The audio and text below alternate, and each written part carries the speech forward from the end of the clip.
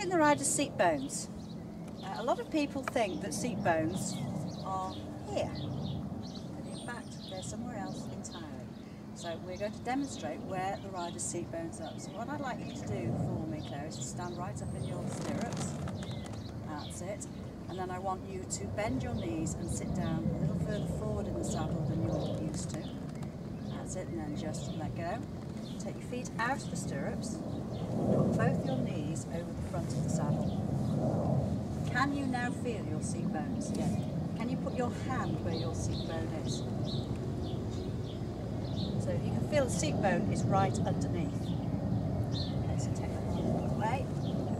The stirrups come down. Put foot back in the stirrup. Both feet back in the stirrup.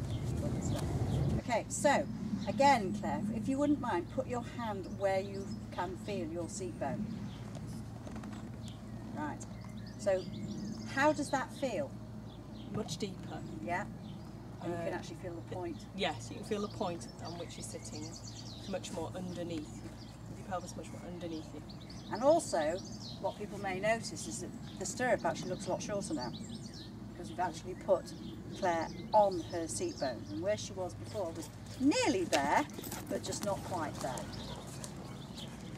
Claire, just drop your feet out of the stirrups.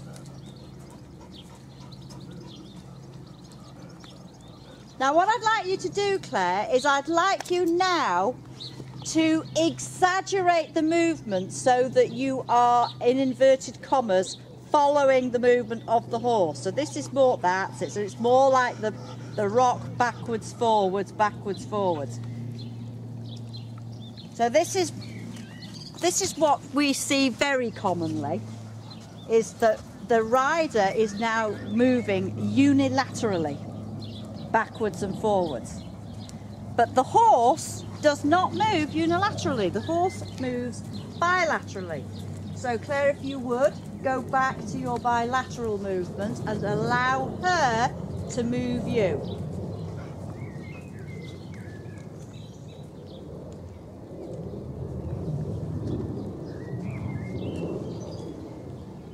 So I don't know if you can notice how the horse is moving very slightly more freely.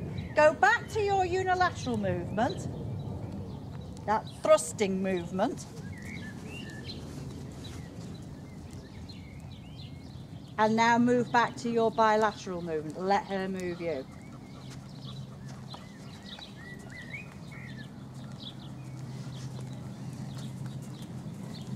And what I hope you will begin to see is how the horse's movement frees very slightly. So, Claire, if you can not over-exaggerate it, allow her to move you rather than you doing it. That's it. So now the horse is actually moving Claire rather than Claire moving the horse. Equally, you should be able to see how Claire's elbows are being moved. Because you're not actually pushing those elbows, are you? No.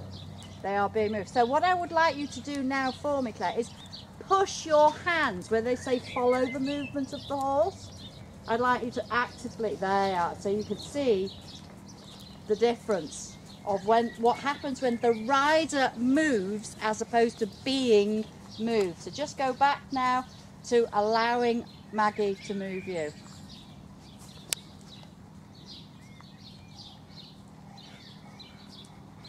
You can see the difference, how much softer it is. See how the horse is reaching down to the bridle a little more.